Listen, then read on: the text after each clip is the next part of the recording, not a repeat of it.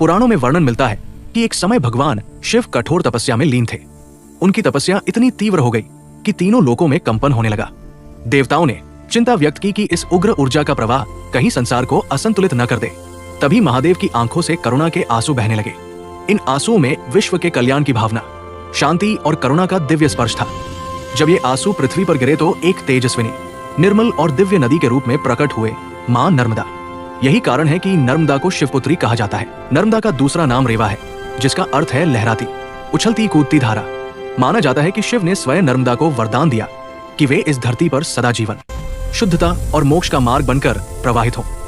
इसीलिए नर्मदा को मोक्षदायिनी कहा गया है। उनकी धारा कठोर चट्टानों से टकराती हुई आगे बढ़ती है, जो शक्ति, साहस और संकल्प का प्रतीक है।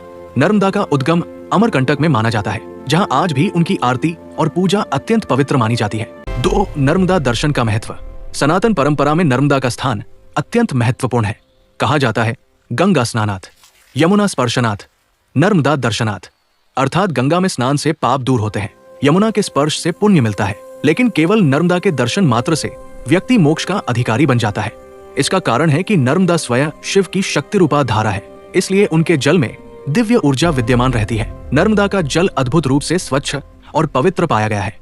वैज्ञानिक तथ्य भी बताते हैं कि नर्मदा नदी में विशेष प्रकार के खनिज, पत्थर और जीवाश्म पाए जाते हैं, जो उसके जल को लंबे समय तक निर्मल बनाए रखते हैं। पुराणों में वर्णित है कि नर्मदा के प्रवाह में देवताओं का निवास है और उनके तटों पर तप करने से साधकों को तत्काल फल प्राप्त होता है। नर्मदा माता के किनारे अनेक सिद्ध पुरुषों, संतों और ऋषियों ने वर्षों तक ध्यान साधना की, जिससे नदी की आध्यात्मिकता और बढ़ जाती है। आज भी नर्मदा के दर्शन करने वाला स्वयं को अत्यंत शांत, संतुलित और हल्का महसूस करता है, जैसे माता ने उसके हृदय से थकान और पाप दोनों खींच लिए हों। 3. नर्मदा सोन नदी की कथा। एक प्राचीन कथा के अनुसार विंध्याचल पर्वत की गोद में 2 दिव्य कन्याएं जन्मी, नर्मदा और सोनभद्रा। दोनों अत्यंत सुंदर थी और इनके गुणों की चर्चा देव लोक तक पहुंच चुकी थी। समय आने पर ब्रह्मा जी ने दोनों के विवाह की बात सोची। उन्होंने सोन का विवाह एक उपयुक्त देव वर से करने का निश्चय किया, लेकिन नर्मदा विवाह के बंधन में बंधना नहीं चाहती थी। वे स्वतंत्र रहकर जगत कल्याण करना चाहती थी। जब सोन को पता चला कि नर्मदा विवाह से इनकार कर रही है, तो वो अत्यंत क्रोधित और आहत हुई। उन्होंने सोच लिया कि यदि नर्मदा विवाह नहीं करेंगी तो वे भी रुकेंगी नहीं। क्रोध में सोन पूर्व दिशा की ओर बह चली और जल्द ही समुद्र में समा गई।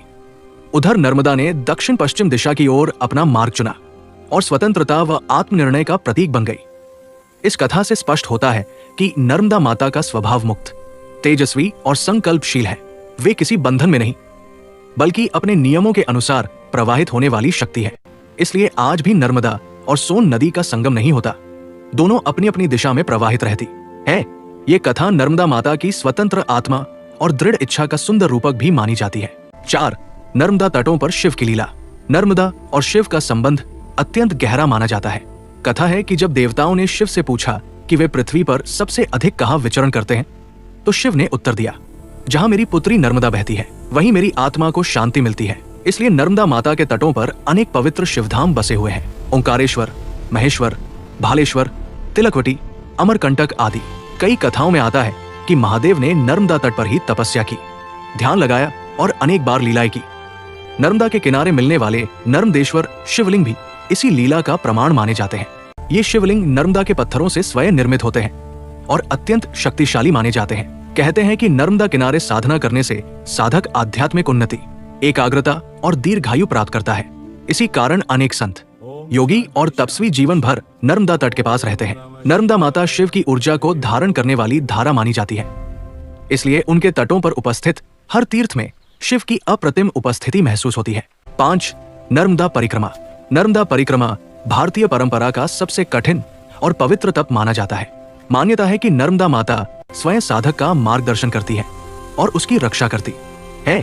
परिक्रमा लगभग 3500 से 4000 किलोमीटर लंबी होती है और इसे पूरा करने में लगभग 3.5 वर्ष लगते हैं। परिक्रमा का नियम है कि साधक नर्मदा को हमेशा अपनी दाईं ओर रखकर चलते हैं। परिक्रमा 2 प्रकार की होती है। आनंद परिक्रमा सामान्य भक्तों द्वारा की जाने वाली, कठोर परिक्रमा साधकों और सन्यासियों द्वारा की जाने वाली। कथाओं में आता है कि नर्मदा माता साधक की परीक्षा लेती है। कभी मार्ग कठिन हो जाता है, कभी जंगल मिलते हैं तो कभी निर्जन पहाड़, लेकिन जो साधक धैर्य, श्रद्धा और भक्ति रखता है उसे नर्मदा माता विशेष आशीर्वाद देती है।